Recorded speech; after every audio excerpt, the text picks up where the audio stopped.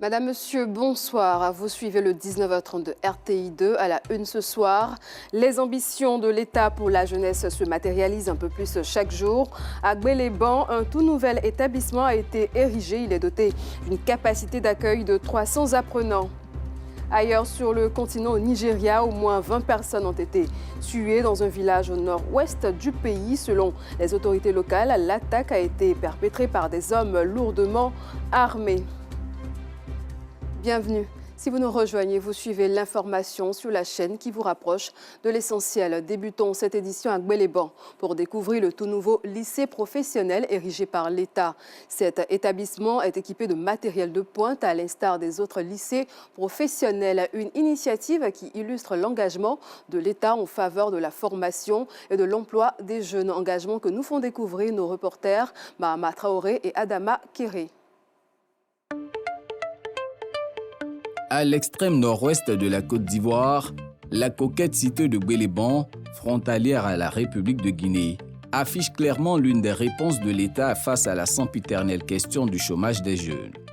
Cette réponse, la voici, le lycée professionnel de Gbeleban. Ouvert en septembre 2025 et inauguré en décembre de la même année par le Premier ministre Robert Begré-Mambé, ce lycée est prévu accueillir à terme 300 stagiaires à former au métier de l'élevage, de l'agriculture, de la mécanique moto et de machinisme agricole. Des filières adaptées à la typologie socio-économique de la zone d'implantation du projet, comme voulu par le gouvernement. Les régions nord du pays sont favorables à certaines cultures, à certains types d'activités, notamment l'élevage. Et c'est une opportunité pour les populations du Nord. Le lycée technique de Gbeleban est une merveille. C'est le symbole justement de cette grande ambition de bâtir une grande nation avec des ressources humaines de qualité performantes qui peuvent se comparer aux techniciens que l'on retrouve dans tous les grands pays industrialisés. Pour ce faire, l'État n'a donc pas lésiné sur les moyens. Fruit de la coopération ivoiro-chinoise, le lycée professionnel de Gbeleban est doté de matériel dernier cri. En classe comme dans la cour, les apprenants côtoient les outils de l'agriculture moderne.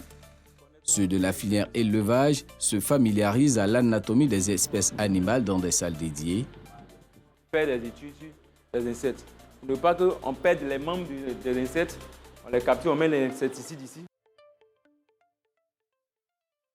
Juste à côté, des ateliers de moteurs-tracteurs pour les stagiaires promis au métier de machiniste agricole.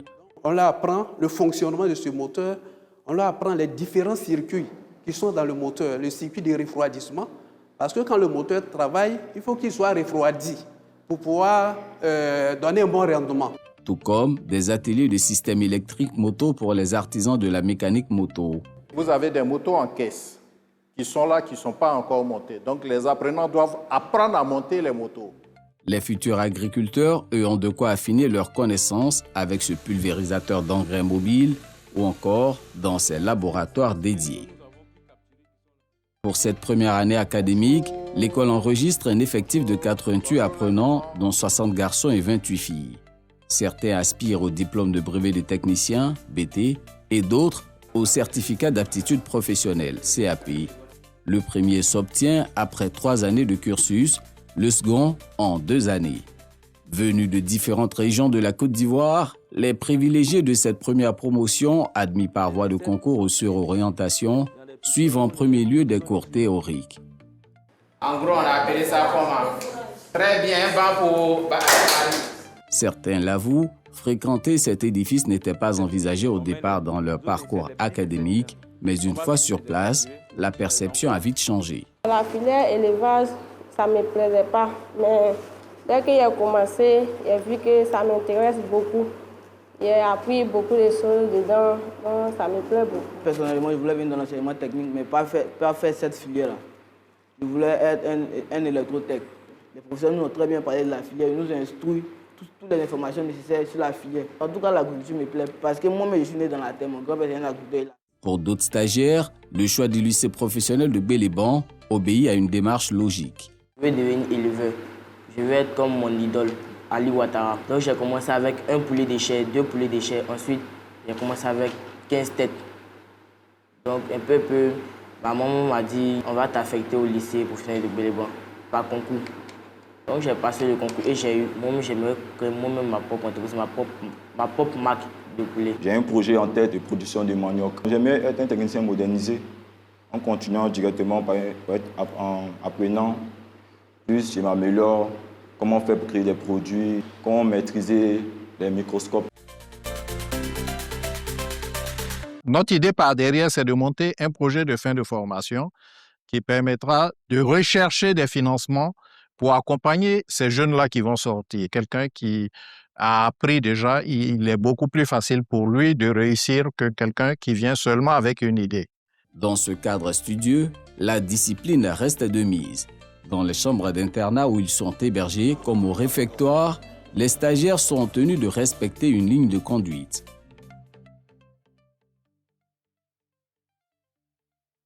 On ne vient pas en débardeur ou en tenue sans manche au réfectoire. Je ne veux plus voir ça. Il est important d'être discipliné, sinon vous ne pouvez pas réussir dans la vie. On verra un bon technicien, mais qui n'a pas un bon comportement, c'est sûr qu'il ne peut pas avoir des possibilités d'embauche ou bien réussir en auto-emploi. Dans la discipline, la jeunesse ivoirienne se forge un avenir plus radieux grâce à l'enseignement technique et à la formation professionnelle. Un domaine pourvoyeur d'emplois qui regagne en attractivité ces dernières années avec les importants investissements consentis par l'État pour la réalisation et l'équipement de centres académiques. L'ambition de l'État de Côte d'Ivoire, donc fixée par son Excellence Monsieur le Président de la République, est d'amener 15% de nos jeunes apprenants à s'orienter vers les filières techniques. Nous ferons en sorte que la majorité des régions de notre pays puissent avoir un lycée technique afin que les jeunes aient le choix de pouvoir s'orienter vers des filières porteuses qui sont en demande par le secteur productif. Et l'enjeu que nous avons également est de maintenir un dialogue fructueux avec le secteur privé, nous assurer que les formations que nous offrons dans nos établissements sont alignées avec les besoins du secteur privé. Comme à Gbélébon, de tels lycées professionnels ont été ouverts à Anyama et Bempé, à Diabo et à Yamoussoukro. Dans la même veine sont attendus ceux des localités de Dabakala, de Kong et de Korogo. L'idée est d'offrir à chaque jeune Ivoirien la chance de se former à un métier, à la fois pour s'auto-employer ainsi que pour les besoins réels des industries. Le ministère de la Santé, à travers le programme national de lutte contre le tabagisme, l'alcoolisme, la toxicomanie et autres addictions, a procédé au lancement officiel de sa campagne de sensibilisation dans les établissements scolaires. Une initiative saluée par les enseignants et les élèves qui aspirent à un bel avenir. C'était le 1er avril 2026 dans le quartier d'Abata, dans la commune de Cocody. Laurence Cacra. École sans drogue 2026, c'est le slogan au cœur d'une campagne initiée par le ministère de la Santé, de l'Hygiène publique et de la couverture maladie universelle. Cette initiative, portée par le programme national de lutte contre le tabagisme, la toxicomanie, l'alcoolisme et les autres addictions, vise à protéger la jeunesse, sensibiliser aux dangers des conduites additives et promouvoir des établissements sans drogue. Une tribune pour le représentant du ministre Pierre Demba de déplorer les impacts négatifs des addictions en milieu scolaire. La consommation abusive de ces substances peut entraîner chez ces élèves une dépendance physique et psychologique qui pourrait les conduire au décrochage scolaire, malheureusement, à l'absentéisme scolaire, à la baisse du rendement scolaire, à la délinquance, à la prostitution, au VIH, au viol, à la violence, malheureusement à la mort.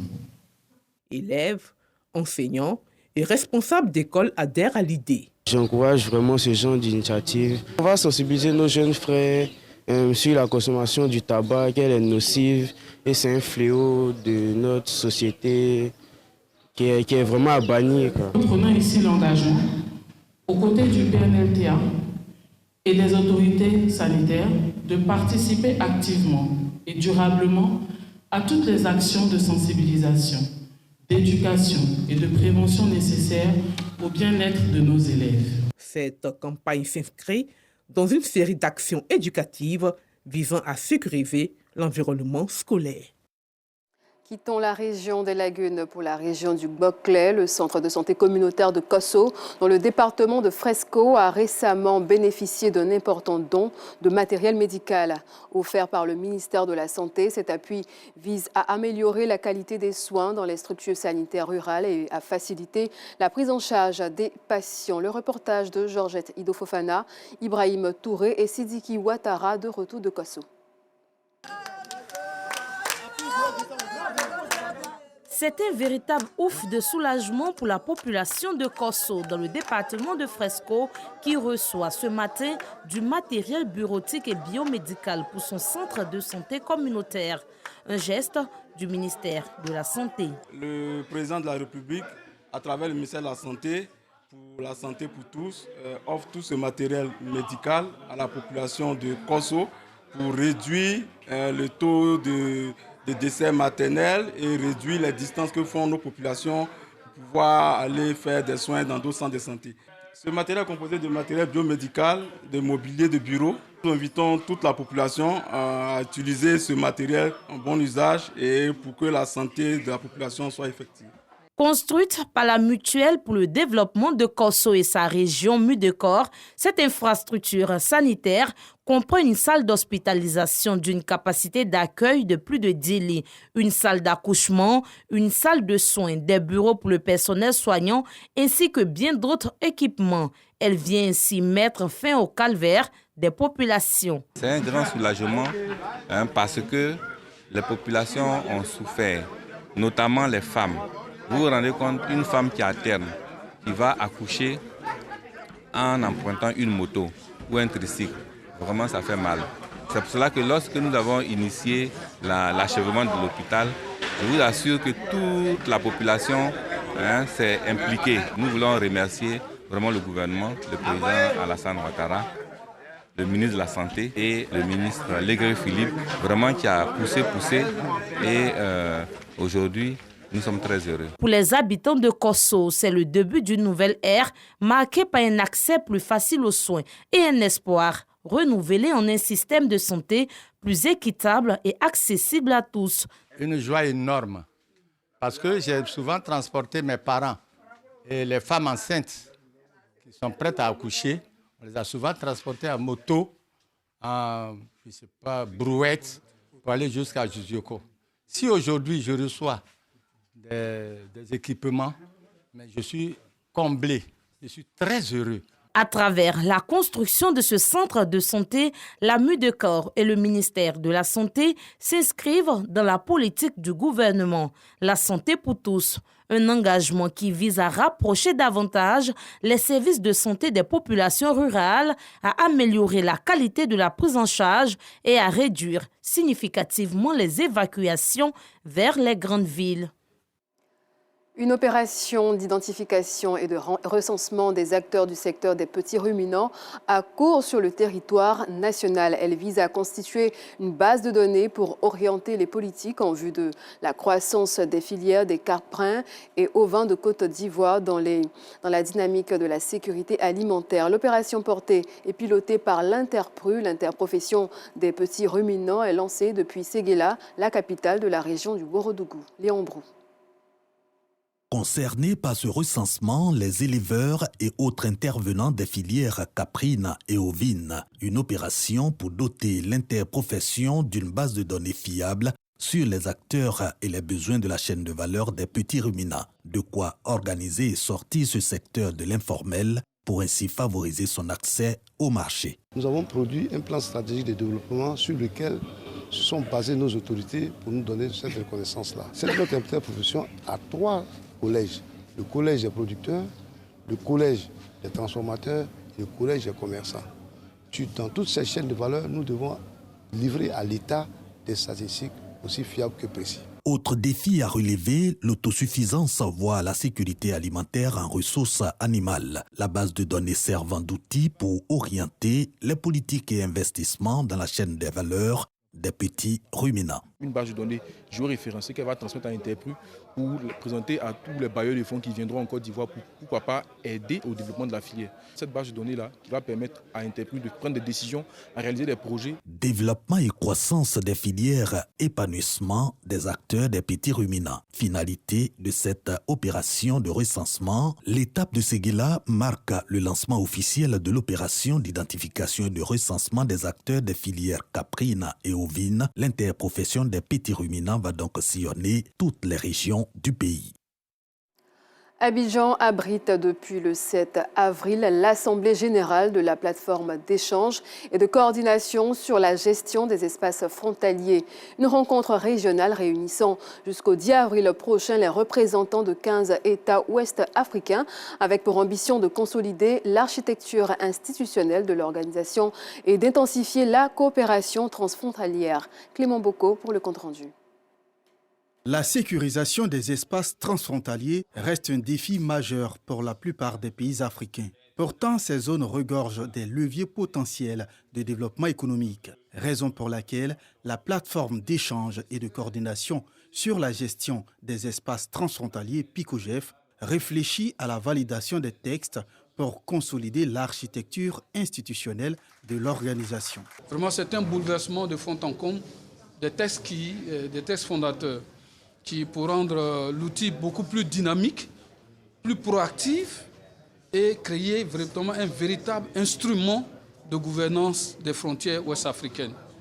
Avec une académie de formation de tous les acteurs de la gouvernance des frontières, mais également contribuer à mettre en place un centre stratégique d'intelligence, une sorte d'observatoire des frontières ouest-africaines et également permettre à la PICOGEF d'être un interlocuteur pour pouvoir mobiliser les ressources pour gérer les frontières. Présidant la cérémonie d'ouverture, le ministre Adama Dosso a mis en exergue l'engagement de l'État de Côte d'Ivoire à transformer ses frontières en pôle de stabilité et de croissance. Comme le dit l'adage, l'union faisant la force. Nous pensons que ce n'est pas une gestion concertée de nos frontières. Effectivement, les questions relatives aux menaces sécuritaires, à la mobilité et également au commerce, que nous pouvons en arriver également à une gestion, j'allais dire, très efficiente, à des résultats probants pour la gestion de nos frontières et pour une intégration beaucoup plus réussie de notre continent. Pour sa part, le président de la PICOGEF a plaidé pour un repositionnement stratégique de l'institution. À la fin de cette assemblée générale, nous serons capables de pouvoir définir une stratégie qui nous permet de pouvoir mobiliser des ressources, adopter des tests qui vont nous permettre de pouvoir fonctionner d'une manière opérationnelle et aussi avoir un plan d'action qui nous permet de savoir là où on va, ce que nous devons faire exactement. Durant 4 jours, les participants vont élaborer des stratégies de sécurisation des territoires, du développement local et établir des politiques publiques aux frontières. L'objectif est de faire des zones frontalières des espaces dynamiques d'intégration et de prospérité en Afrique de l'Ouest. Dans la région du Inzi, le ministre des Eaux et Forêts, Jacques Assaoré Konan, a procédé au lancement du festival Les Racines d'Or de Bokanda. Ce festival, qui est à sa première édition, vise à promouvoir le patrimoine culturel de la région et à mettre l'accent sur la promotion de l'agriculture, la valorisation des produits locaux et célébrer la souveraineté alimentaire. Parrain de la cérémonie, le ministre a profité de l'occasion pour sensibiliser la population sur les enjeux de la sécurité alimentaire, mais aussi sur les dangers liés à l'orpaillage illégal. En sport, la cérémonie officielle d'ouverture du camp de préparation en prélude aux Jeux olympiques de la jeunesse Dakar 2026 s'est tenue ce mardi 7 avril à l'INGS. Cette initiative visant à optimiser les performances regroupe 150 athlètes issus de plusieurs fédérations olympiques. Les détails de Jean-Sylvain Ressot à voir lors de nos prochaines éditions. Ailleurs sur le continent, au Nigeria, au moins 20 personnes ont été tuées ce mardi lors d'une attaque menée par des hommes armés dans l'état de Niger, au nord-ouest du pays, précisément dans le village d'Erena. L'attaque aurait été perpétrée par un important groupe d'individus à moto et en véhicules munis d'armes sophistiquées. Selon un rapport humanitaire, l'état de Niger est régulièrement confronté à une recrudescence des violences liées à la fois aux groupes djihadistes et aux bandes criminelles organisées. Terminons avec la guerre au Moyen-Orient. Y a-t-il, oui ou non, violation de la